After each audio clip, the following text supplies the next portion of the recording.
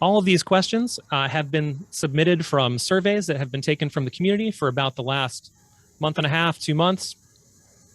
So thank you everyone from the community who submitted questions, whether you are here or not. We certainly appreciate that, as well as everyone who may be joining us later on watching the recorded version of this event.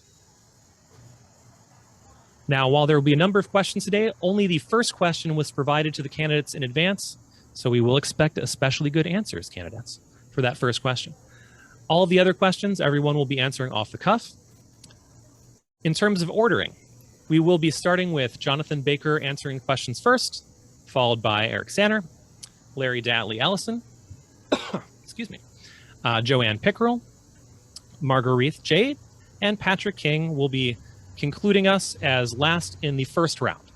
Every round following that, the questions will rotate. So the person who previously was answering first will move into the last position. The person who was answering second is promoted to the first, third promoted to second, and so on. That means over the course of the event and over the course of the evening, all of our candidates will have had the opportunity to answer at least one question in the first position and at least one question in the last position. As the candidates don't know any question other than the first one, the ordering is completely random, so hopefully it will not be too much of a benefit or detriment depending upon where you fall in that order. I'd like to thank everyone in the audience for attending and taking the time to learn more about our candidates and these very important positions that affect our community and our children's futures. I'd also like to thank the candidates for attending and for your willingness to serve. I myself attended an undergraduate school whose motto was "To seek to learn is to seek to serve," and every one of these candidates embodies that aspiration. Despite the importance of these positions, board member compensation is capped at under $2,000 a year. So anyone who thinks that these are high-paid positions, while they are important and we appreciate the excellent work they do, they are essentially volunteer positions. So that is one more reason to be thankful that we have such wonderful people in the community who are willing to dedicate their time and skills to serve our community in this way. So thank you again. And with that, to everyone in the audience, please remember that regardless of whom you may end up voting for, every person on the virtual stage has offered that same commitment to serve our community, and that is worthy of respect and appreciation. So thank you again to all the candidates who've offered to serve. Moving to our first question. Starting with Jonathan Baker. If you all could briefly introduce yourself, starting with your name, and describe what diversity, equity, and inclusion challenges the Bexley City Schools face and how you would propose to address them. Mr. Baker? Yes, thank you very much, Spencer Cahoon. I'm Jonathan Baker, a 25-year educator at either Columbus State Community College or Ohio State in mathematics or as an administrator. I've been in Bexley as a resident for 16 years. My children and my wife, we live in Bexley for 16 years, obviously. My daughters are class of 20, 23, and 26. The way I see it for Bexley City Schools, we have three opportunities: awareness, alignment, and allyship. Awareness is not just in terms of ability and justice and so forth, right? Or race, but increasing the awareness in regards to our programming.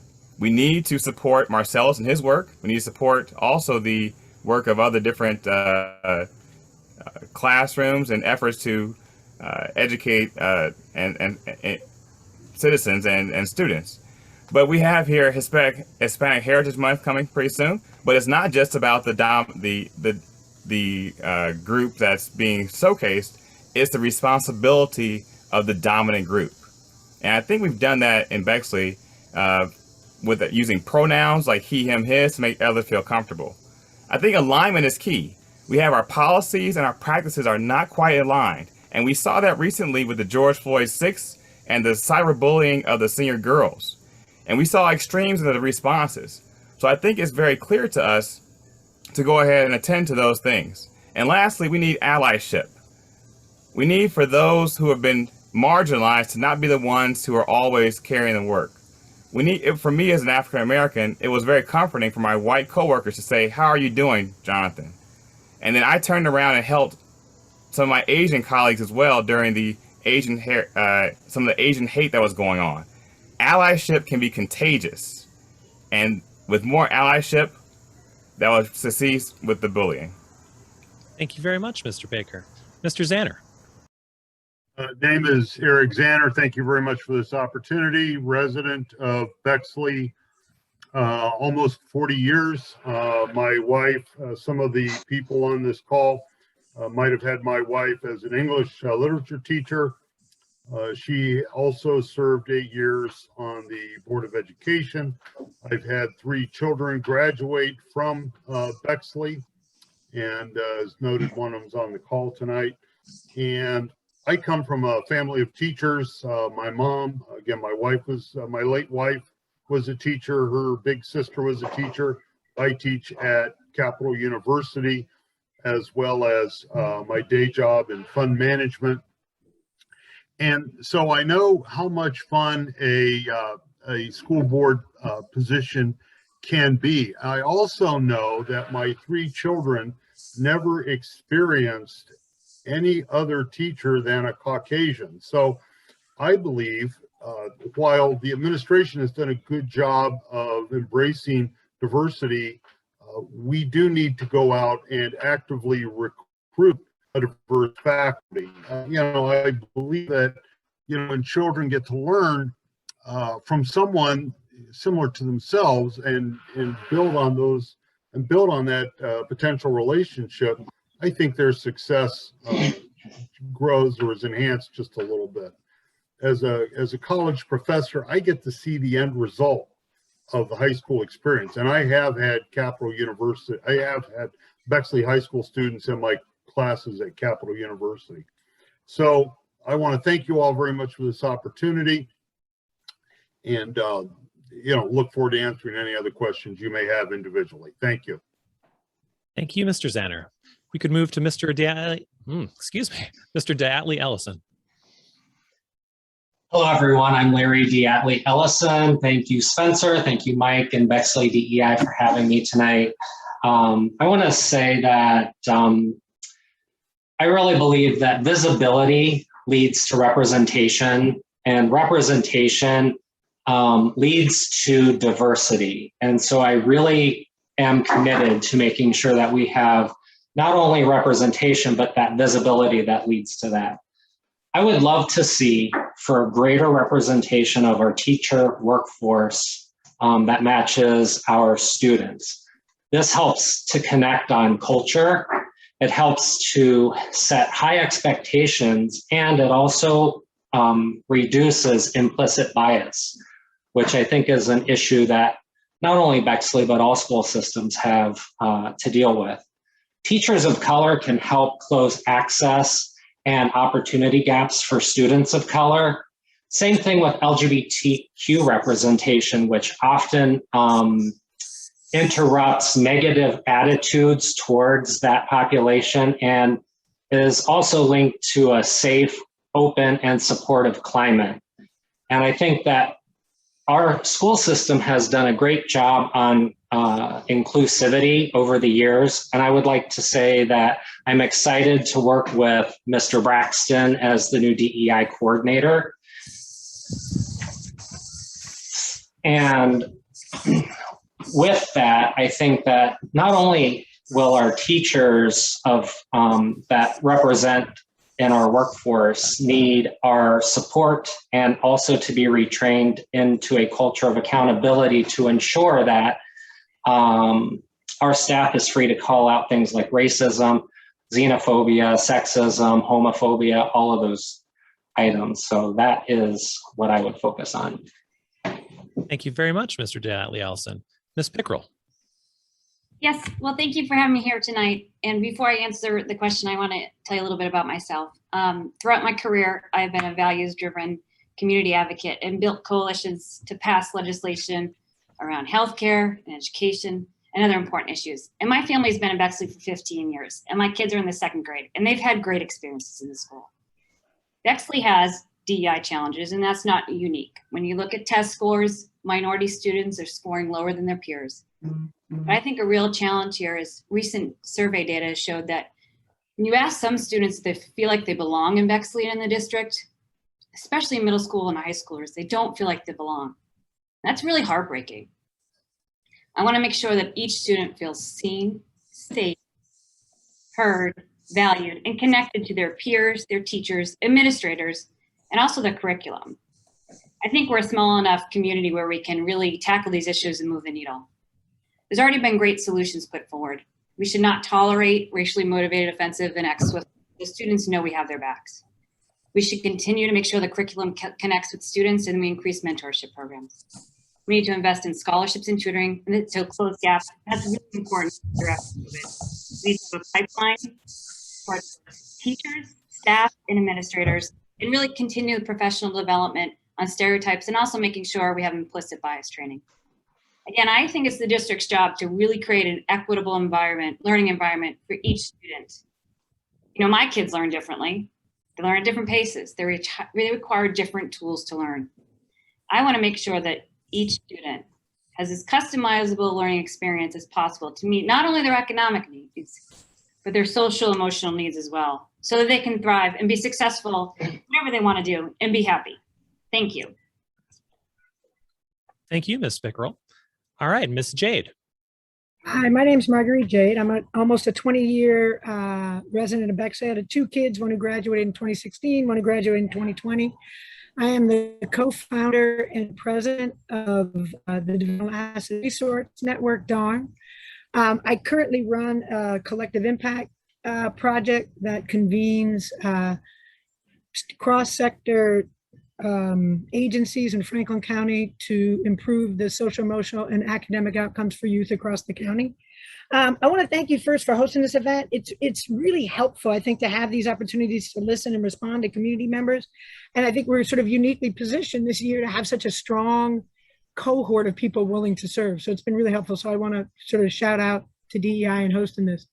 I think in terms of answering the question, I think, like everybody else has said, you know, positioning all students to thrive and have a sense of belonging, but also really having an openness to engage in some of the challenging and necessary conversations that we need to have. They're hard, right? And they're uncomfortable. And I think really figuring out how to do that constructively between and in ways that increase transparency and have these conversations between students, community members, educators, and the district, like a really getting all of the voices in the room and making sure we're finding some solutions that pay attention to the sort of the range of needs that live in the whole space. I think expanding communication strategies to include community members both with and without students in the schools, and really leveraging and finding partnership across the community. We have a really strong set of community members. We have the library, we've got the Capitol, like we have not tapped into all the resources we have available to us.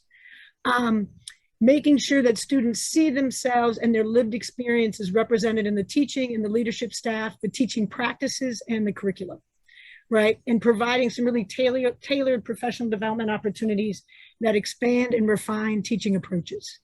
Thanks, Mike. All right, thank you, Ms. Jade. And lastly, to Mr. King. Good evening. My name is Patrick King, and I am connected to the Bexley City School District as the parent of a 1st and 3rd grader and as a resident of Bexley. I'm qualified to be on the Bexley School Board because of my combination of civic, professional, and public service experience. Professionally, I worked in the field of public finance for 20 years, where I advised over 200 Ohio school districts on their finances, policies, and facilities planning. I've had the opportunity to work with every type of Ohio school district, wealthy, suburban districts, large urban districts, farm districts in Northwest Ohio, 400 student districts in Appalachia, and everything in between. I've had the good fortune of developing terrific relationships with superintendents and treasurers all across the state to collaborate and transform their communities by bringing 21st century learning environments. The perspective I have gained in my work will fill a role on the board and be of benefit to the entire Bexley community.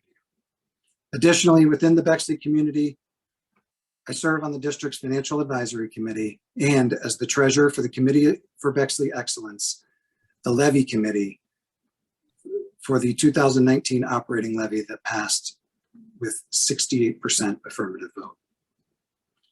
With regards to the challenges of DEI, in my opinion, equity is the headline of this election in the core of any public education.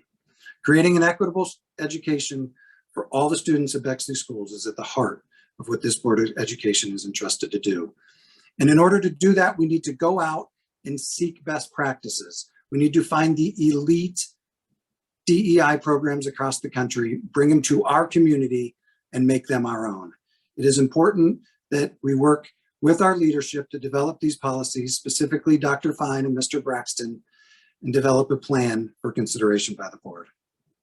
Thank you. And thank you, Mr. King. All right, we'll move into our second question. Our second question will give you all a chance to flesh out a little bit about what you see yourself bringing to this. And that is, what will be your top priorities for action, change, or reform as a school board member? Again, what will be your top priorities for action, change, or reform as a school board member? And Mr. Zanner, you will be leading off this time. Thank you very much. Top priority, a couple things. Number one is to get a good grip on the financial situation of the school district, as well as understanding the facilities that we have in inventory, if you would. My oldest daughter, who's, I don't want to tell you how old she is, but she's in her mid-30s, reminded me that the cafeteria at Maryland, is pretty much the same today as it was when she was there. So my top priority is get my arms around the financial structure. The second thing, though, and we need to start this now, and I've talked with Mr. Fine, Dr. Fine about this, we need to start recruiting. We need to go to them, the potential recruits, not wait for them to come to us. And so our schools are important. That's why we're all here. That's why you have 6 people, used to be 7, running for school board. We care about our schools. We care about our community. It's to say it's a symbiotic relationship is a bit of an understatement, but it really matters. So first priority, get and understand the finances of the school district, what our facilities look like. We have some Band-Aids on top of Band-Aids there. And then secondly, create a plan to start recruiting the best teachers we can find. Thank you. All right. Thank you, Mr. Zanner. We'll be moving on to Mr. Diatley Ellison. And before that, let me remind you, if that time felt short, we are only doing 90 seconds for this question and subsequent questions. Great. Thank you, Spencer. I would say that one of my priorities, if elected to the school board, would be to really dig in and focus on financial responsibility. I think that there has been a sense in the community, at least to the people that I've talked to, that there have been some questionable things done with finances over the last probably decade here in Bexley City Schools. And I would, as a board member, I would really like to work with my fellow board members as well as our treasurer and superintendent to make sure that our finances or that our resources are being maximized for the education of all of our students. I would also like to focus on and make sure that we are expanding on our culture of inclusivity. Again, making sure that all of our students have that sense of belonging, that they see themselves represented not only in the teachers that are teaching them, but in the curriculum that they are being taught and in the communications that they're receiving from the school system. And another item that I would focus on is making sure that we have excellent communication that is transparent and focused on our community members to make sure that everyone knows what is going on within our school district and they don't have to guess. All right. Thank you, Mr. Diatley Ellison. Moving on to Ms. Pickrell. Great. Well, thank you for that question. And one of the things I've stated before is I want to make sure every student's learning experience is as customizable as possible, both for their academic and social emotional needs. So I want to make sure that we're using innovative tools, and that's for all students, gifted students and other students who need assistive technology, making sure we're using those and we have them.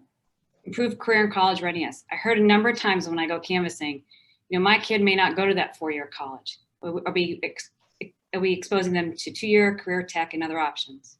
Ensuring that special ed students have their individualized needs met. Also, make sure we're fostering a culture of diversity, equity, and inclusion, and increasing access to social and emotional behavioral tools. But the only way you do that is you work together and you build a coalition around feasible ideas and work together to create change. And there has to be transparency in the process so that everybody has trust in what you're doing and moving forward. And to me, when you make a budget, it really should reflect the vision of your schools. So you have to have fiscal accountability. And when you move forward, you need to make sure you're funding the priorities that increase equity and access to the tools that children need to succeed. Thank you. Thank you, Ms. Pickrell. All right, Ms. Jade, you're up. All right, so the research is super clear, right? That students are successful when they feel valued, loved, belonging, right? And in order to do that, we need to create a robust, strategic, and intentional braiding of transformative social emotional learning, trauma competent practices, trauma competent approaches, and restorative practices. And in order to put those into place in some meaningful ways, we need to support the teachers to do that, right? Like saying that we're going to do that or having that as an idea doesn't work, because what the research is also clear is the strongest impact on student learning and the strongest impact on student experiences is the classroom teacher, right? So the ways that we support and center teachers in this work matters. So the professional development that they receive, the way that they are engaged at the professional development is as important bottom up as it is top down, that they are engaged and differentiated in their professional development. And also that it is the students and the teachers who are informing this process, right? That the process is not separate from the students and teachers, but it's incorporated alongside. So I've been a public educator for over 30 years. I've taught in Oakland, I've taught in Columbus, I've taught in San Diego. So ensuring that teachers and students have a voice in this process, make sure that you create an environment where it's not performative. A lot of, to this point, Bexley's work around DEI has been largely performative, right? It's things that we talk about, but it's not things that we actually do or that actually lives in the classroom. So in order for these practices to live in the classroom, it has to start with the students and the teachers. All right, thank you, Ms. Jade. Mr. King. Oh, hold on. Sorry, you're muted. Let's get you unmuted there. Mr. King. Thank you. Can you hear me? Yes, we We're can. good. Okay, all right. My number one action item and focus is a revisit of the district strategic plan. The district strategic plan is now more than 3 years old. The world has changed significantly in the past 3 years.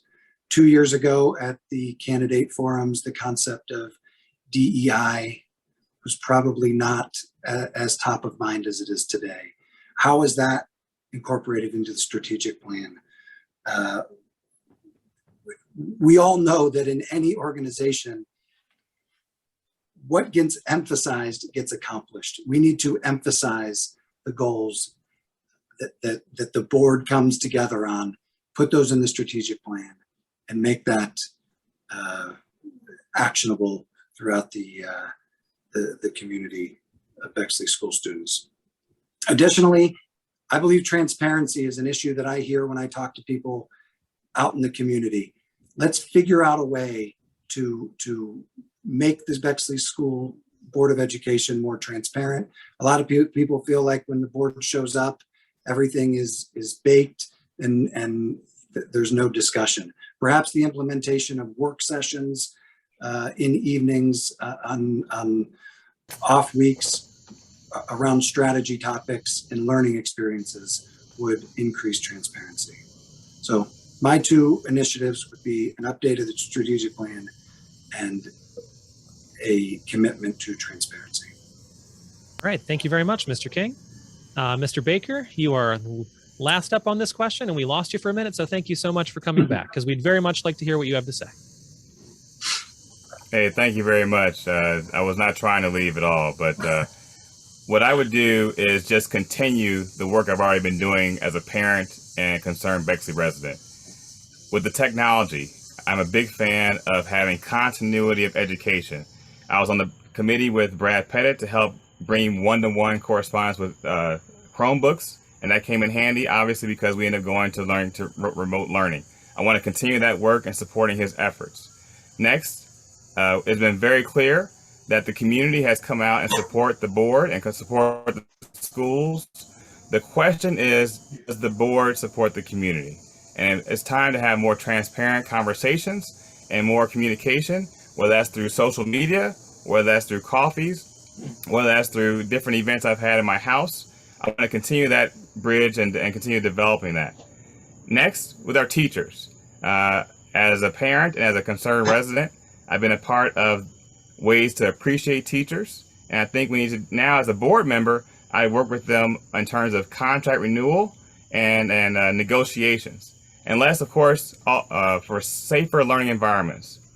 I would like to work with our students for them to feel listened to, supported, and encouraged, and to have a sense of belonging. Personally, as someone of color, it can be tough sometimes. And it's not just the responsibility of those students who are minoritized, it is also the responsibility of the dominant group too. Thank you. And thank you very much, Mr. Baker. All right, with that, we will be moving into our third question. And that is, disproportionate discipline for students of color and students with disabilities has been a long-standing issue in our schools. How can you, in your role as a school board member, work to assure equitable discipline for all students? And that question will also be in the chat if you lose track of it. And this time we will be starting with Mr. DeAtley Ellison. When you are ready, please go ahead.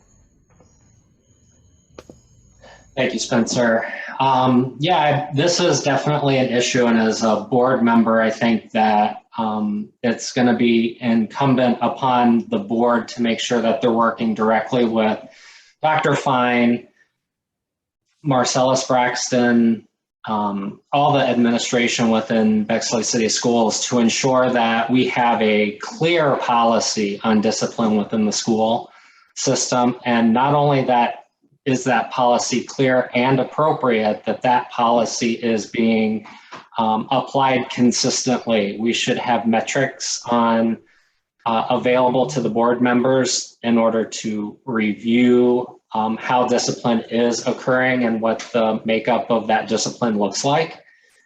And it should be something that is looked at frequently because it is an issue that needs to be resolved. And I would also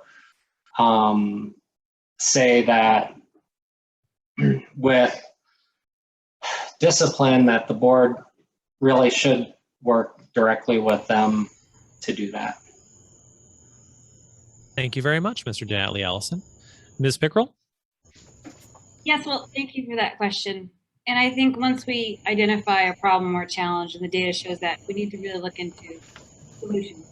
And of course, I would want disciplinary practices to be uniform for all buildings and all kids.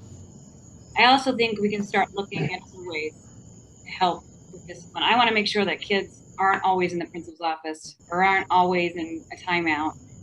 But I really want to make sure that we're allowing practices for teachers and kids and administrators to all think, why did a problem occur? And really looking at the why part. And then working together, both individuals who have had an issue or groups that have had an issue, think, what are some solutions? How can you correct the wrong? Then how can you move forward to build your relationship and trust back? And again, I would have to look at some of the data, but if there is a problem, we need to address it and address it pretty quickly. Because again, we want to make sure that kids are in the classroom as much as possible. Thank you. Thank you, Ms. Pickrell. Ms. Jade?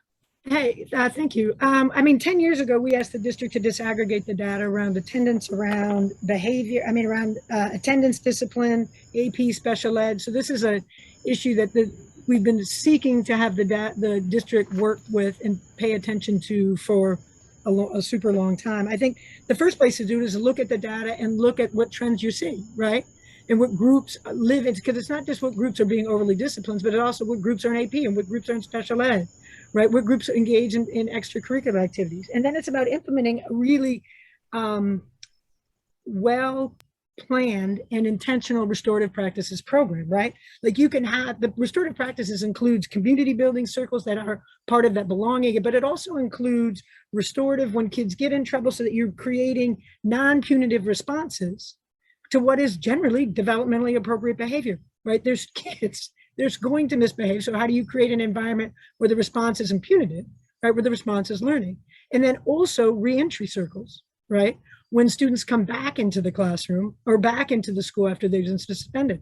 So it's a whole robust, it's not like a single thing. It's really looking at the data and responding accordingly and identifying what groups are over disciplined or disproportionately disciplined, and then creating a system. One of the things that restorative practices does is create a specific system and structure that happens every time a child is running into challenges, both in the classroom and in the office, so that they have some idea what to expect, that there's a clear expectation about what's going to happen when there's a behavior problem. Thank you. Thank you, Ms. Jane. Mike, that's super helpful. And thank you, Mike, who's keeping us all on track. We appreciate that. All right, Mr. King, same question to you. Sorry, let's get you unmuted there. Yeah, I apologize. I'm not sure No apology necessary. First, I want to say that the last board meeting last Thursday night had a data presentation that I found to be incredibly enlightening and eye-opening in a lot of ways. And not only the results, but this district's commitment to data-driven solutions was evident in what we saw. And certainly the concept of disproportionate discipline is something that can be measured and should be measured. And to fix this problem, the answer lies within the policies of the board. You know, what do our policies say? Are they best practices? Are we following the research? I know there's a great body of work on the concept of restorative justice that has been done through the University of Oregon. Oakland Schools in California has a restorative justice policy that is among the finest and most modeled in the United States. So seeking those opportunities again to go find those successful programs. And lastly, as a board member, we have to hold the school district administration accountable for this work. We need to make sure that we impress upon them, them being the superintendent and leadership, the importance of solving these problems. And to me, that is how we fix both the disproportionate discipline issues that may exist and a lot of issues within the school districts. All right, thank you, Mr. King. Mr. Baker.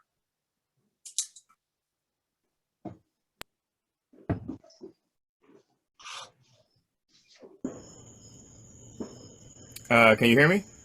Yes, we can hear you now. You froze for just a moment. Oh, or maybe a few moments. Oh, Mr. Baker, we've lost you again. I don't know if you can hear us. Hello? Yes, we can hear you now. Oh, all right, how about that? All right. Let's give it a shot. Okay, we're good, Spencer? Yes, sir.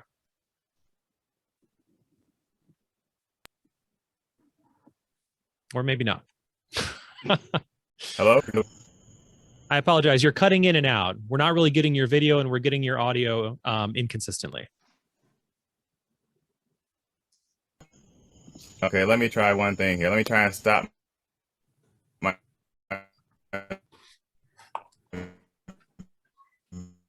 I'm afraid we're still having audio problems with you. Can you still hear me? We can hear you inconsistently. Either that or you have just woken up from the Matrix, in which case, congratulations. Mike, just don't hold it against me until we can get a solid 2 minutes of hearing me. I haven't started the timer yet. About that. All right, go ahead. I think we have you now. All right. How about now? We're okay? All right, I'll give it a shot. So I began my comments earlier with the first question about awareness, alignment, and allyship. And no other place do we need it than this place right here with this question. We need alignment of our practices and our policies. And I think one key thing is to enforce the laws that we have out there. I think we need awareness. Our teachers are going through implicit bias training, and to understand that usually teachers and everyone tends to bias towards someone of the same gender and race as themselves. And so conversely, if you are not of the same gender and race, then you are othered. And then lastly, I think we need to watch out for how when we don't process and follow our policies, we're indirectly condoning someone's behavior. And that's, we need to condemn it. And so that's inappropriate. Like making those small people. And I'll talk about one specific situation that helped avoid the prison or the preschool to prison pipeline. You know, there was a situation that happened where Jason and I worked with some students who were having a difficulty, and as opposed to Jason Caudle penalizing them, we sat down and talked one-on-one, and we worked it all out. And I think there needs to be more talking to students as opposed to animalizing them. Thank you. Thank you, Mr. Baker. All right, last but certainly not least, Mr. Zanner. Thank you very much. My answer is going to be very simple. We're required under the Ohio Revised Code to report bullying incidents. And I am looking at the March 2nd, 2021 report right now. And we had 11 reported in the high school during that semester, 10 of which were unsubstantiated. Now, one person's bullying might be another person's, I don't know what, but we are, if it gets reported, we're counting it when it gets reported, and it is being reviewed, and we're required to do this under the Ohio Revised Code. I will promise you this, if I am elected, and I certainly hope I am, I live a block and a half behind the high school, and the citizenry of Bexley, hopefully not all at once, but you're all welcome to stop by and have a chat if you want. I remember in the fall, people used to stop by, knock on our door to talk to my late wife about how they could get Jimmy and Timmy's pre-K kindergarten or in their first grade or whatever. So we are reporting this. We're required to. You can read about it. And as to discipline, I'm not going to try and micromanage that. I'm going to leave that up. I'm going to leave that up to the teachers and the staff. Thank you. All right. Thank you, Mr. Zanner. With that, we will move into our fourth question. And that is, COVID management policies, including mask mandates, have been a controversial topic on school boards recently and are likely to remain so for some time due to the ongoing nature of the crisis in our community, state, and country. Please share your position on COVID management, including the current mask mandate policy, and what tools you would use to make decisions about future COVID management needs. And again, please recall that question is in the chat. I realize it is a long question, but we do have it there for everyone's reference. First up this round, Ms. Pickerel. Great. Well, thank you for that question. I would have voted for the indoor mandatory mask policy that the board voted on in August.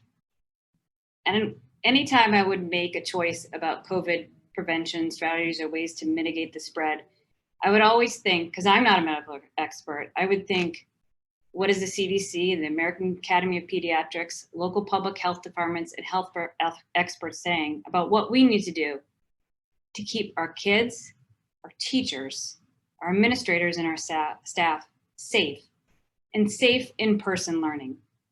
It'd always be my goal to try to keep our students in the classroom. I know from my experience, my kids learned better when in the classroom. But I do want to say one thing about COVID last year. I have 2 second graders. If they did not have great teachers who worked day in and day out to have a learning experience that really met their needs, we would probably be in a little different place this year. I think their gaps would be larger, and we would have more social and emotional challenges as a family. I think it's pretty impressive that a first grader could connect to their teacher even doing remote learning. But it still is always my goal to keep students in person and safe. And I would always look to what the recommendations from medical experts would be and weigh those against what the community wants as well. Thank you. Thank you, Ms. Pickerel. Ms. Jade. I think science, we could just go there. I'm on the Bexley COVID task force. So I think Bexley as a community, one of the things that we are blessed with is a high proportion of medical experts within our community, right? So we're getting information from community members who are also considered national experts. So there's not really the information that's happening both in the city task force and the decisions that are being made citywide, and many of those same people serve on the school task force, is cutting edge, right?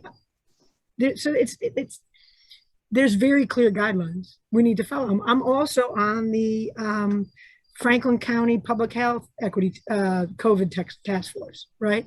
So we have information that is current, that is up to date, along with recommendations that we don't have to make any. There's not a lot of decisions to be made. We're being told really clearly what keeps our kids safe. To Joanne's point, we want to keep our kids in school, and the way you keep the kids in school is you make sure that COVID's not spreading. And the way you make sure that COVID's not spreading is that people are getting vaccinated, and you're wearing masks, and you're social distancing, right? So it's not a super challenging, it's not a super complex issue, I don't think. I think the other piece is, how are we responding to community members? Darn has given away $200,000 of CARES Act dollars within Bexley in the last less than a year, right? So we know the ways that COVID is disproportionately impacting our community. How are we also responding to those needs of the community? Thank you, Ms. Jade. Thanks, Mike. All right, Mr. King.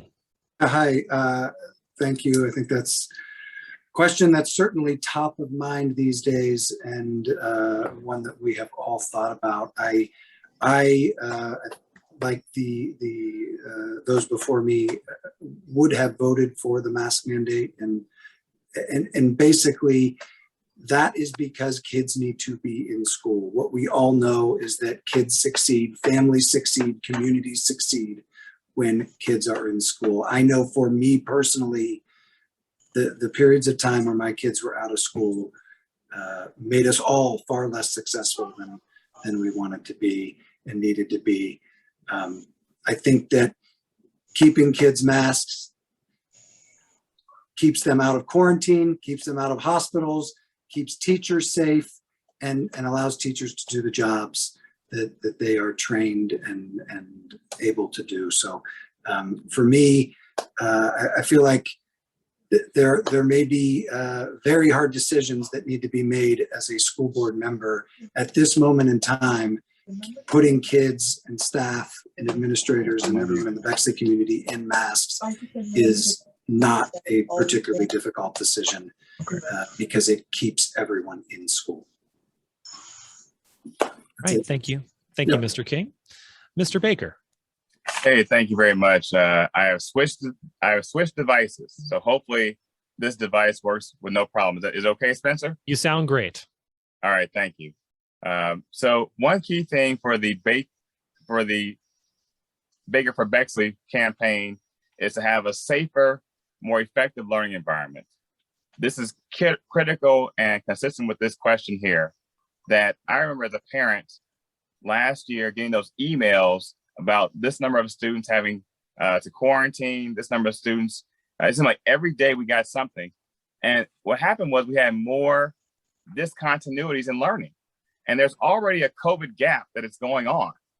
And so what I would definitely be in favor of the mask mandate, but more specifically, not trying to find ways around it, like let's mask in this situation for these students versus these students. At Ohio State, we currently have 75% of our staff and faculty who are vaccinated, but yet we're still required to wear a mask indoors even before Ginther came out with his idea. And we also have students who are overseas, and we forget here in the US how strict things are over there. We have it easy in the US. All we're being asked to is to put on a mask. And yes, we need to go ahead and keep with the mitigation measures. We forgot about social distancing. And I think putting on a mask is not the same as just putting on a face shield. It's simple, we can do it. Let's help each other be safe. Let's make it a safe learning environment for our students. And let's also thank the teachers who also came in and worked for the whole school year right from their offices. Thank you very much. Thank you, Mr. Baker. Mr. Zanner. Short answer, I would have voted for the mask mandate. Long answer, when Capital University went back to the hybrid model, I had to wear a mask. It was not fun. My heart goes out to the teachers that have to do that. God bless you. But I would rather be safe than sorry. Nobody on the board now, nobody running for the board now has a medical degree. So I am going to always default to the doctors. Our mandate on the Board of Education is to educate our children, our greatest asset, safely. And if that means we wear a mask indoors, hey, I'm all for it. If that means we wear a mask outdoors, I'm going to be for it as well. I want to default to what's safe. I want to default to what the medical community is not only suggesting, telling us what to do, but what the research shows is safe. It is not fun, but you know what? I would rather, mention was made of a COVID gap, which is unfortunate. I would rather have a COVID gap than COVID dead. So I want to take care of our children. I want them to be safe. I agree. Get them in the classroom is better. As an instructor, I work better when I am in a classroom. I think my students work better, learn better. I'm more effective. And if I got to wear a mask to do it, then I'm going to wear a mask. Thank you very much. All right. Thank you, Mr. Zanner. And following up Mr. Zanner and taking us out for this round, Mr. DeAtley Ellison. Thanks, Spencer. So I think that I agree with all of my candidates here on the call tonight. I think that none of us are experts. I don't claim to be an expert, and we have to simply follow the advice of our medical experts. That's the first thing. What I can tell you is that we also need to lead with empathy and compassion. And I can tell you that last spring when we came back for all students to come back, Dante, our son, was really concerned about that decision and really wanted to make sure that going back was safe and that he wouldn't be impacted or harmed in any way by that. He's on an IEP, and I know that it is vital for him to be in class and learning. The resources that he gets in person in class, there's no substitute for that. And you have my commitment that I will do everything that I can do to keep in-person learning going. And the only way that we can do that is to follow through with listening to the experts, but also leading with empathy and compassion. And we know that wearing masks isn't fun, but it is a vital tool in combating COVID and managing it. All right. Thank you, Mr. DeAtley Ellison. With that, we will move to our fifth question, which is the following. The mission of our schools is to provide educational experiences that engage, equip, and empower each student. While we are working successfully toward that mission with many students, we have a history of being less successful in promoting the progress of students with disabilities, students of color, economically disadvantaged students, and students achieving in the lowest 20% of their class. What specific policies would you advocate for as a school board member to help improve these academic outcomes? And again, that question is in the chat.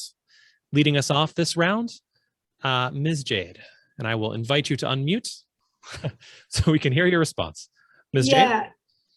Sorry, I'm having a little bit of computer issues, so hopefully, so if I drop off, I apologize. You look good and you sound good. Okay, mission of the schools. All right, I think this goes back to some of the things I've touched on before, right? Like you have, and Jonathan touched on as well, right? Like we teach to what we know. And if our teaching staff is primarily white, right, then we and upper middle class or middle class, then that's the skill set we have, right? Those are the lived experiences we have. Teaching is a lot about offering examples, offering ideas that are related to your lived experiences. So if your lived experiences don't always match your students, right, then you can't respond to their specific needs or their ways of living in the world, or what's called their cultural ways of knowing, right? And so we have to equip teachers. It doesn't mean you can only be successful with people who are like you, but it requires a skill set to understand how to be successful with teachers, with young people who have different lived experiences, right? So our teachers need to have the opportunity to learn approaches that are specific and paying close attention to a wide range of ways of being in the world, right? A wide range of instructional pedagogy, a wide range of practices that take into account different ways of learning, different ways of understanding, ways of thinking about how to create both relevant and rigorous opportunities for all students. But it is necessary in order to engage with students who, I want to make sure I'm answering your question, around both issues of race, class, but also gender identity and disabilities and all the other things, all the data that we have. Sorry, Mike, thank you. Sorry. Oh, no worries. Well, thank you very much, Ms. Jade. Moving on to Mr. King. Well, how would you respond to this question? Yeah, so I think this goes back in large part to the answer I provided to the first question, and particularly the concept of what gets emphasized gets accomplished, and we need to prioritize the progress of students with disabilities, students of color, and those economically disadvantaged students, and the students achieving the lowest 20% of their class. That is a school district should be measured on how they serve the challenged within their school community, and the Bexley School District, as it currently stands, is not doing a good enough job of that. I would go and say some of the conversations I've had around special ed and the challenges with our school district and with special ed students and parents have been pretty concerning. I think an overhaul, or at least a long, hard look at how we treat special ed is something that is very important to the special ed community and the Bexley community at large. So again, I tie this back to the concept of revisiting the strategic plan. Let's emphasize this work. Let's go find best practices. Let's find the school districts that are doing elite work in these concepts, model them to be effective in Bexley. Thank you very much, Mr. King. Mr. Baker. Hey, thank you very much. So one thing I mentioned earlier was allyship and awareness. Those are two of the things I mentioned throughout this conversation. And the allyship for students who are othered, marginalized students who are minoritized, if you will. The question becomes, do they see the allies in the staff, right? So maybe Bexley will not get to the point where we have 50% white, 50% non-white, but can we be to the point where 100% are allies for all students, especially those students who have been historically minoritized? My daughter specifically was one of the only ones in her AP classes through Bexley. And so the question is, what can we do to identify students who have potential? Can we help nurture them and strengthen them to get them into the upper level courses if that's where they want to go? Conversely, we have to watch out for the question that you had before about you didn't mention this, but kind of like the pre-K to prison pipeline, if you will, where if a student is criminalized for their behavior, now all of a sudden, are they ineligible for honors courses? Are they now in a certain track? And now all of a sudden, that's kind of creating that gap in performance. So watch out for those kinds of issues as we continue to train, continue to educate, continue to have allies, but let's kind of be giving the benefit of the doubt and ways to lift people up as they go. Thank you very much, Mr. Baker. Mr. Zanner. I go back to an earlier answer, I believe it was the first one, that I would like to focus on recruiting a more diverse faculty. We've certainly got that at the administrative level, but I would like to see it at the faculty level. I think the educational experience is enhanced, when your kids develop role models reflective of their own backgrounds. And I would like to see us try for that. One thing that I don't think anybody on here knows about me, I'm Hispanic. my mother's from Guatemala. My aunt sought political asylum in the 1950s. And, there's a long story to this, but, basically here I am. And I spent my formative years down in Guatemala. And, when I came back to school, I was the only kid that, in my high school that knew how to play, football, what, we all call soccer. And, the rest of my buddies learned how to play baseball. So I think we need to have, a faculty that can connect to our students, in their background and provide perhaps a little bit more of a role model to them that's reflective of their own backgrounds. Thank you. Thank you, Mr. Zanner. Mr. DeAtley Ellison. Thank you. So this question is really important to me. With a son with a disability, I've seen firsthand the discrepancies in the services that he receives versus his general education peers. The achievement gap is real, and we need to be able to identify it through good data, and we need to be able to say it. We can't fix a problem if we don't identify it and make it known. The achievement gap is a result of a systemic issue. It's not a kid problem, right? So we need to examine the system in which we operate and disrupt it and figure out the pieces that are continuing to oppress or marginalize students. So as a board member, that is one of the things that I would do to work with the administration to identify where we're leaving some of our kids behind. Every kid learns differently, and we really need to be able to teach to that.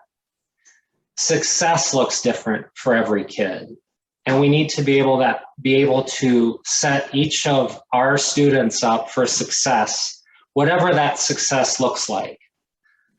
We shouldn't have an expectation that I have had a perception in the past that every student needs to do really well and take AP courses and go on to a prestigious college to get a good job.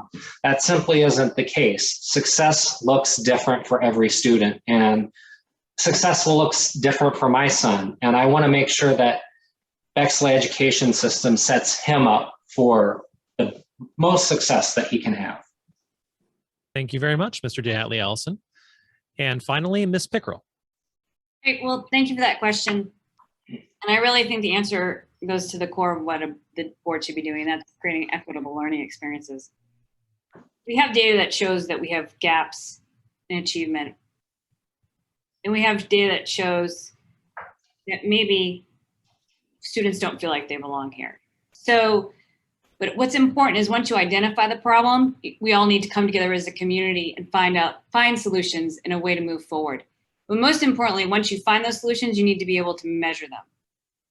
And for me, that measurement really matters. So what are the goals to close the achievement gap? What do we want our children to score proficiently on their test? We should be increasing minority staffers. How are we going to increase students' participation in AP classes if that's what they choose? We need to have a measure to that. Is that adding one class per student, adding 2 classes per student? And it really gets back to how do we individualize that learning experience for a child? I also talk to a lot of parents whose children are in this special ed program or have a 504 plan. And I had to talk to them because my children currently are not in special ed. And it was really heartbreaking to hear some of the stories. One of the parents says we need to create a task force around this. We need to come together and think about ways we can improve communication between the administration, teachers, and the family. Really make sure we're meeting the hour goals for an IEP, and really making sure that the family and the child is supported. And that's not my idea, but I thought it was really good. And that's the way I form most of my platform, is by listening to other people's experiences. And again, we need to come together, community, as a coalition to really make that change happen. Thanks. All right. Thank you very much, Ms. Pickrell. We're going to be moving to our 6th question of the evening. There has been some community concern regarding the district's increased investment in school administration over the last several years, compared to investment in teachers and direct student education? How would you prioritize new spending in the Bexley City Schools? And or what considerations would you focus on in setting school spending priorities? Again, that question is in the chat. The first person up for this round, Mr. King. Yes, thank you. Good question, and one that certainly deserves a lot of thought around it. The district only has a finite amount of resources, and where those are prioritized is important. The conversation about school administration was something that we heard in 2019, those of us that went door to door for the levy and had participated in those community conversations that were in people's homes. And it did come up. If you look at the numbers across the district, Bexley, as a smaller district than some of its peers, does have a higher cost per student for administration than other related districts or other similar districts. And I think that's a function of size to some degree. And it's also a function of offering a diverse programming and service to all of our students. So certainly at all times, we should be looking at whether or not we are spending money correctly, and administration is no exception.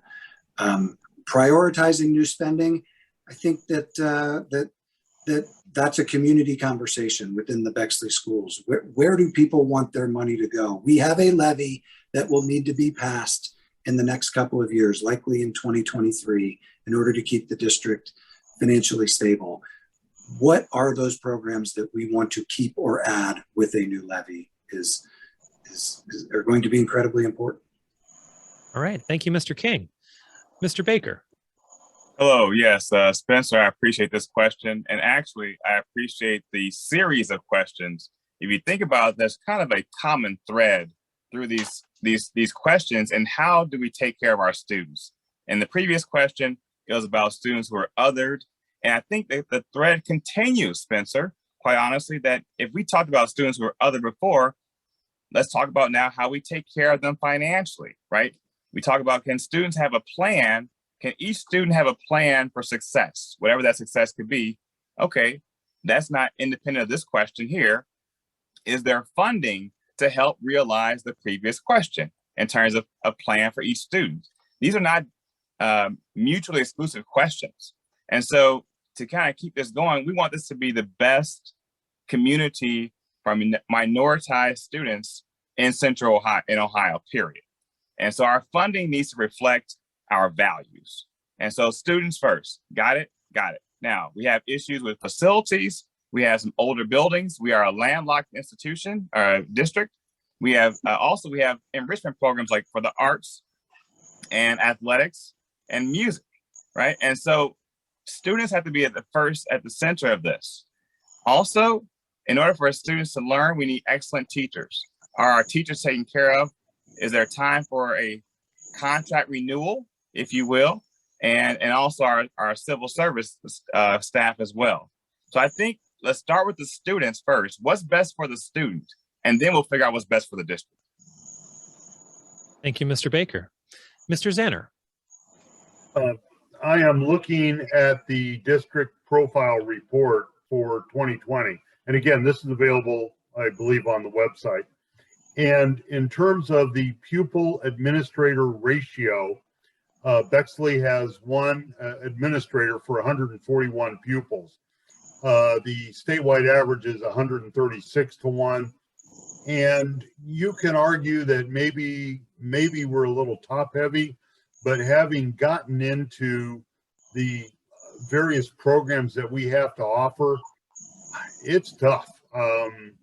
I would also point out that the administrator's average salary is $115,000 and change.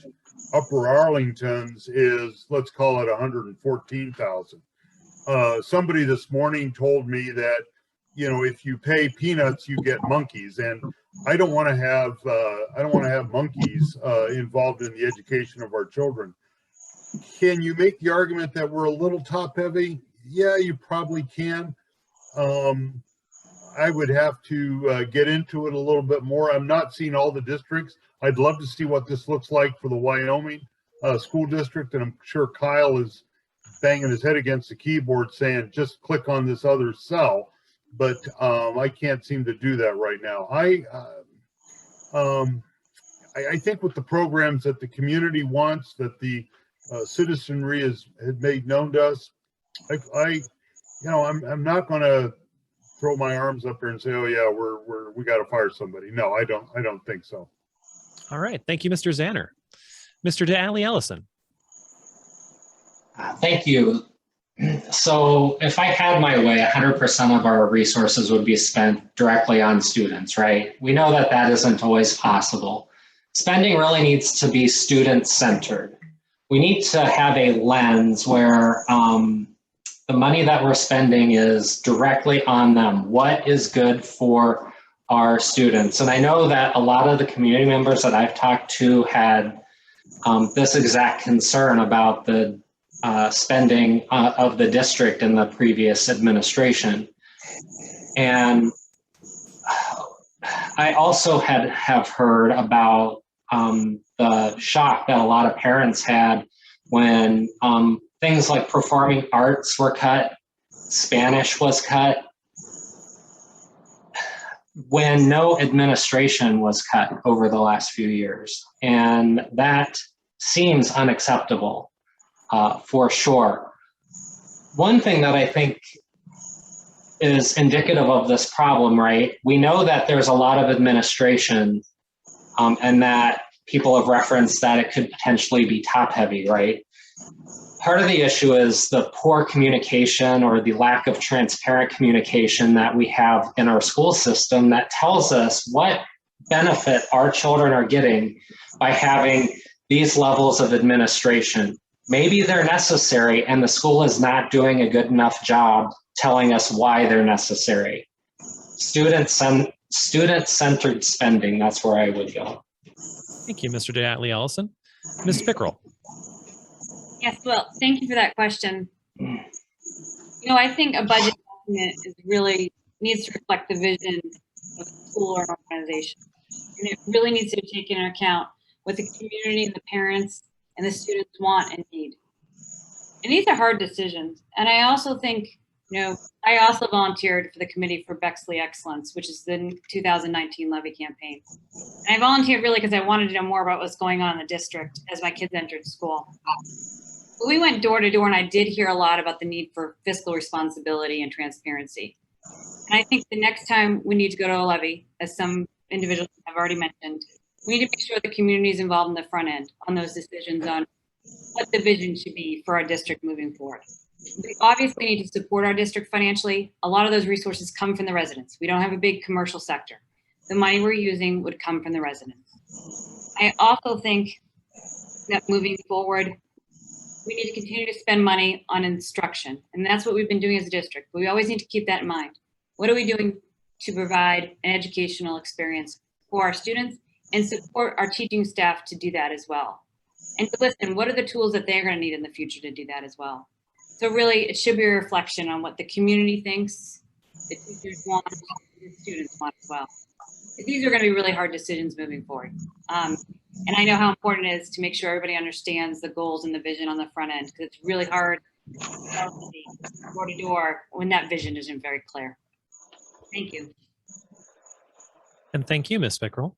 Ms. Jade. Hey, so I want to apologize for all the moving around and the noise. I'm having some Wi-Fi issues. So Mike, I'm on my phone. So if you could put, I can't see you. So if you could put in the chat the time, that'd be super helpful for me, because I won't be able to see you hold up your card. Yep, we can direct message you. Thank you for letting us know. Yeah, you can't text me. Yeah, just direct message me. That'd be super awesome. So I want to sort of speak to a little bit of the last question and fold that into this question in terms of, I don't think Bexley has an achievement gap, right? Achievement gap puts the onus of the problem on the students that somehow they're not achieving, as opposed to an opportunity gap that says we are not providing as a community and as a school district the opportunities our students need to thrive. So I don't think the gap is a student problem. I think the gap is an adult problem. right, is a community problem. So when we think about funding, then we need to think about how are we using, to the point we have a finite amount of funds, but how are we reallocating funds and using those funds in ways that serve children, right? In ways that, so if we are collecting data and we're looking at data and we say, right, this is what we know, this is where we have opportunities, this is students who are not thriving, then how do we scaffold those experiences? What do those students need to be able to thrive, right? So I think back to how I would allocate money or rethinking about money, I think we would think about money through the lens of, to Jonathan's point, what is it that students need to be successful? And it goes back to prioritizing and really looking at what do our teachers need to help our students be successful, right? Teachers teach what they know, right? And they teach who they know, right? So strengthening relationships between students and teachers, between students and each other, will invite teachers to better be responsive to who they know, to each individual student. So as we're thinking about how we're prioritizing funds, we're really reallocating them and thinking about them in the ways that are disrupting and troubling those opportunity gaps. Is that? Thanks, Mike. Thank you for doing that for me, Mike. No worries. All right. Thank you, Ms. Jade. And with that, we will be moving to our next question.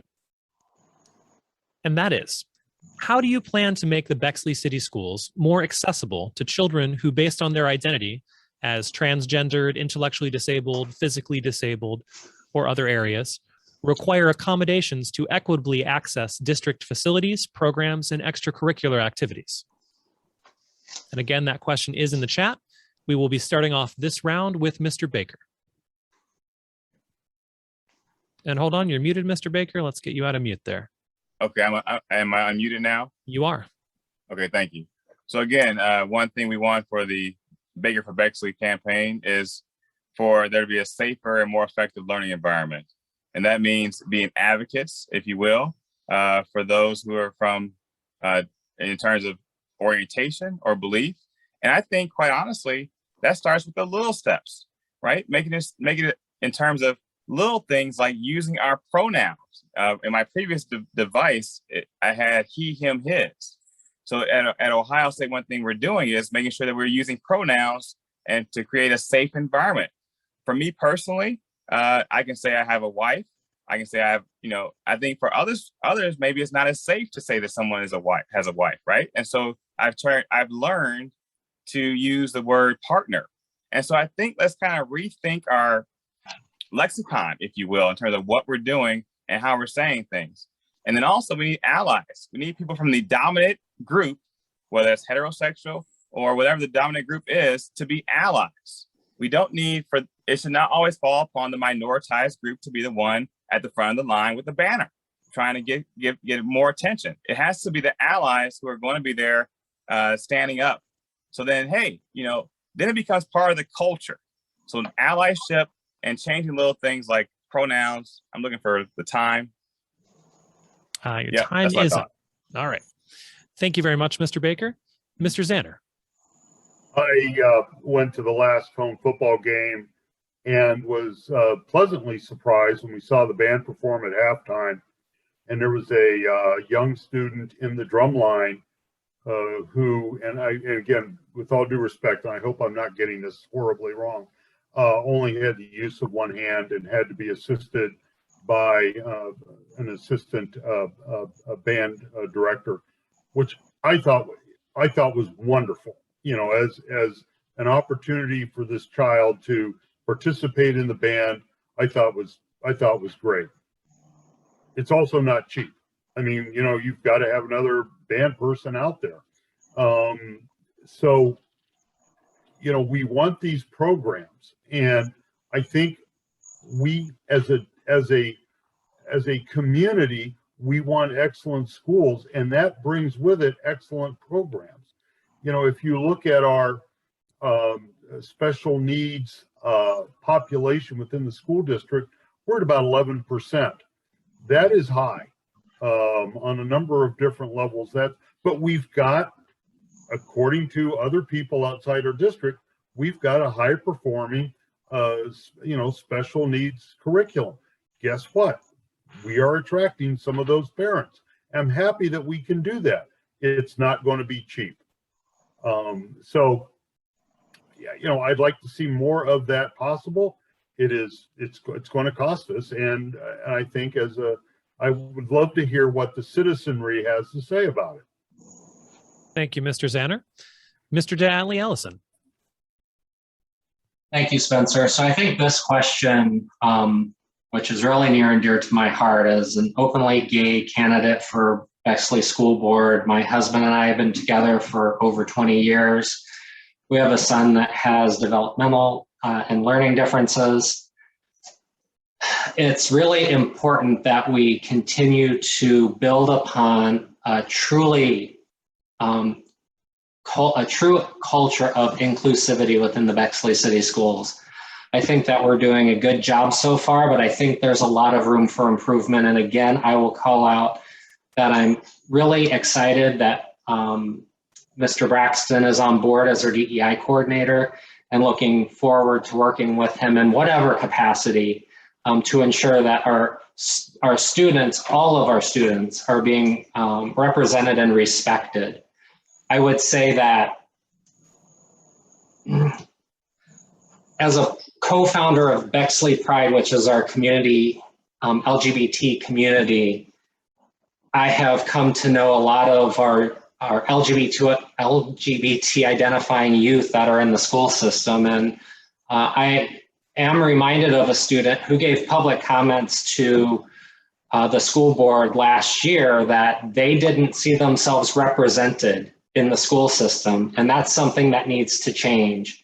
That's our youth talking directly to our board members saying that I don't see myself. And going back to that sense of belonging, we need to listen as board members.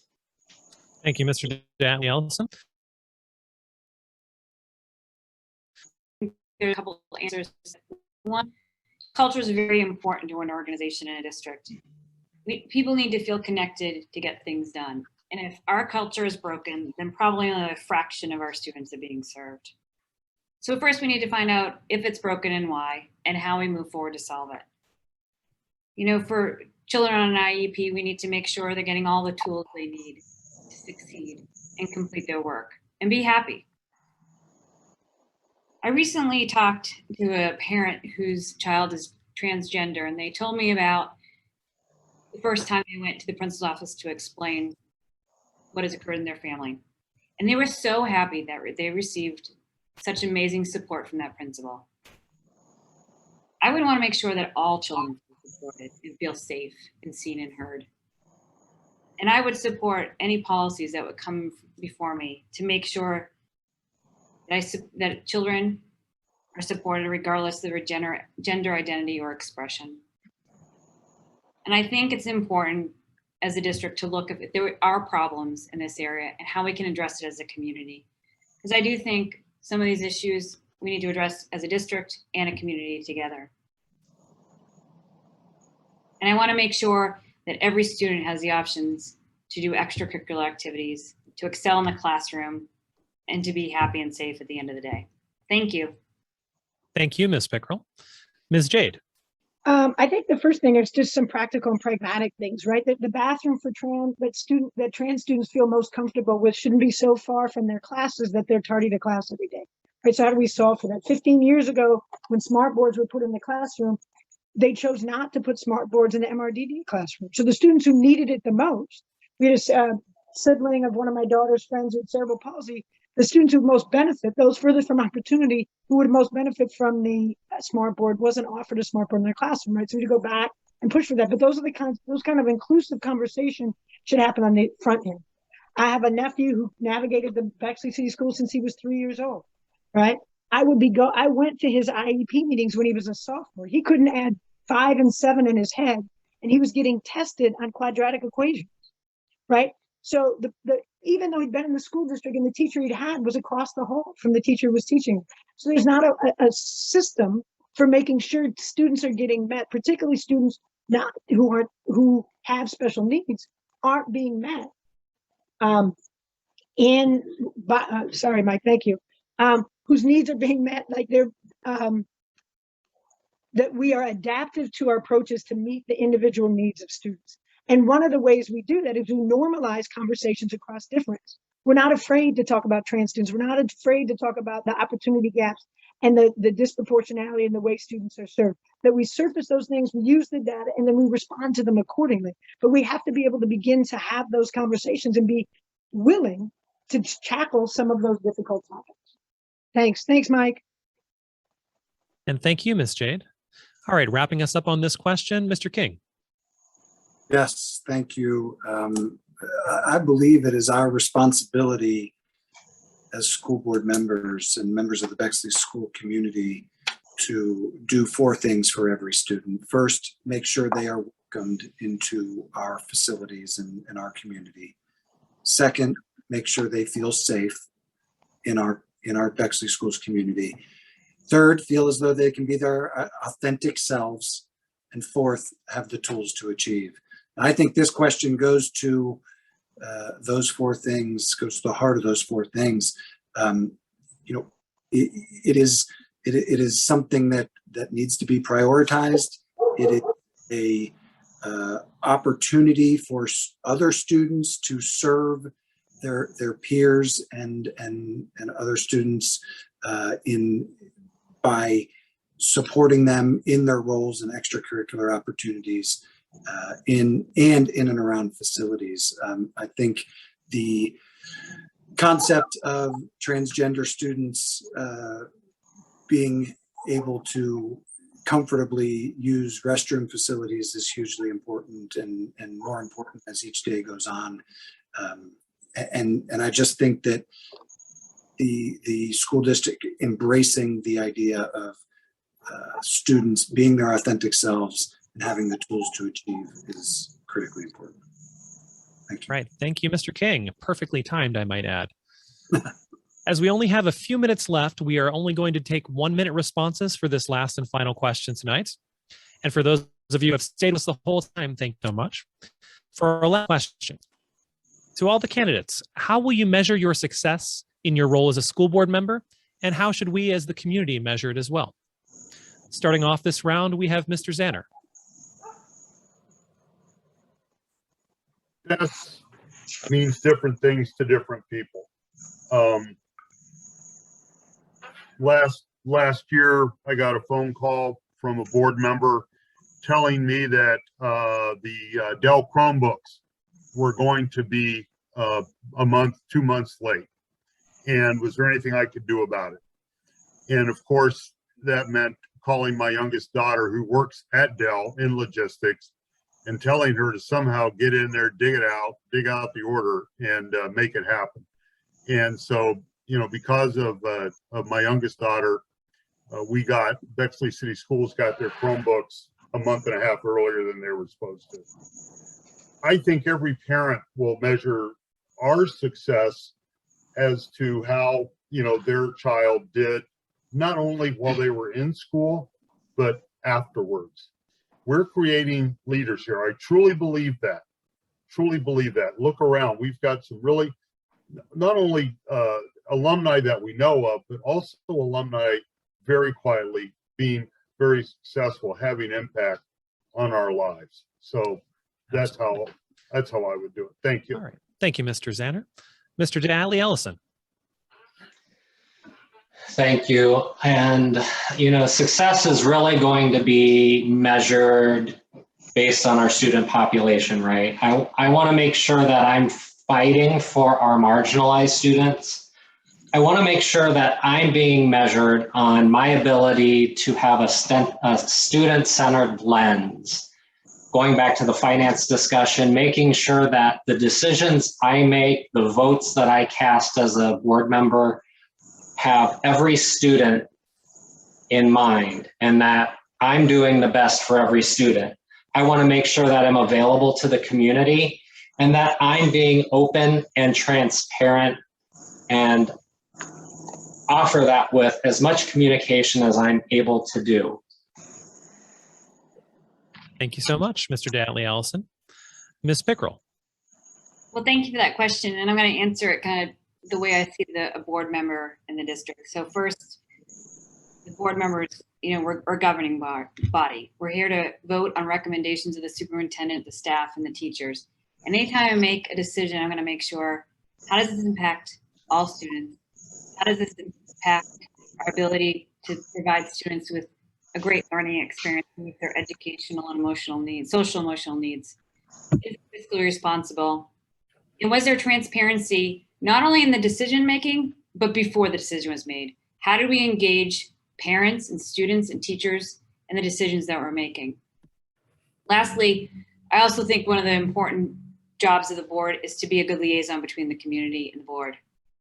I want to make sure that parents and students know that I'm listening to them and raising up issues of concern. I can't be the only person who supports an issue to get it through. After listening and raising up an issue, we need to form a consensus around a solution and work together to solve it. And that's not me doing it, it's the community doing it. So I want to make sure at the end of the day, people say, Joanne was thoughtful. She cared about the students and the district and the teachers. And that when she made a decision, she considered all implications. All right. Thank you, Ms. Pickrell. Appreciate that response. Ms. Jade. I think the first data point I would use is to use the panorama social emotional learning data and where are the kids now when I started and where are the kids when I left. So if as a whole, we're showing growth in social emotional development, then that to me would be a win. I think another win we could offer some surveys around community trust of the board and community trust of the district. Right now, you got 6 candidates here because there's a lot of tension, a lot of rife in the community, right? Like this doesn't usually happen. So does the community trust the board? Does the community trust the district? Do the students trust the board? Do the students trust the district, right? So measuring that, creating a baseline from the time we enter to the time we leave and measuring that over time. And I think another one is closing the opportunity gap. Like what growth do we see in all groups of students? So not just aggregate growth, but growth across disaggregated data and looking at those different things. So I think looking at data and measuring both around perspectives and around actual academic and social emotional learning outcomes. All right. Thank you, Ms. Jade. Mr. King. Thanks, Mike. Yes, so I think there are near-term measurements and longer-term measurements. In the near term, I believe that my success as a board member would be measured by being able to initiate and champion policies that have kept kids safe and in school during this COVID time. I think that that is a definite priority of mine and would want to make that a measurement of my time on the board. And then, I think if I can walk away from this with people saying that I have represented them fairly and respectfully, that to me would be a measurement of success. If the Bexley community feels that way, then I think I can hold my head high that I've done good work. Thank you, Mr. King. All right, wrapping up this question, we have Mr. Baker. Hello, everyone. Thank you very much, Spencer, for this question. As I mentioned earlier, I do not see this as 7 to 8 discrete questions. I see it as one big question. And to measure the success of hopefully my first term in office, or our first term in office, let's look at quickly a pre-post survey, if you will, or pre-post, if you will, measurement, pre being where things are currently. So where are things in terms of the community gap, not the opportunity gap, but the community gap where the community feels a disconnect between the board and itself. The case count, is the case count of COVID high currently? Where is it next year? The opportunity gap, how are the students who are minoritized doing today compared to a year from now? The spending, do we have it under control today compared to a year from now? Do our LGBTQIA+ and minoritized students and disabled students with ability matters feel safer today, or do they feel safer a year from now? It's very clear about how we can measure it. Let's make it happen. All right, and thank you very much, Mr. Baker. That is our last question because we want to respect everyone's time. We are 3 minutes over. But if you were here at the beginning, you heard me say if you're within 5 minutes of the time, I consider that to be on time. So we are within 5 minutes of the time, so I'm going to call it on time. Thank you very much to everyone who came today, both to attend, and thank you again to all of the candidates. There is an old Seinfeld joke that there are more people afraid of public speaking than of death. So if you are at a funeral, you are better off in the box than giving the eulogy. Everyone who has appeared today on the panel has overcome that fear and not only has done that, but has stepped out to try to take a leadership role in the community and help move our institutions forward. So thank you so much to everyone here today. We very much look forward to seeing what you will be doing in office. And have a lovely evening, everyone. We no doubt will see each other again as we are all neighbors in this small and wonderful community of Bexley. Thanks. Thank you. Thank you. Thank you so much, everyone. Thanks, Spencer, Mike, for doing this. And just to note that this video will be posted later for those of you who want your friends, neighbors to see it.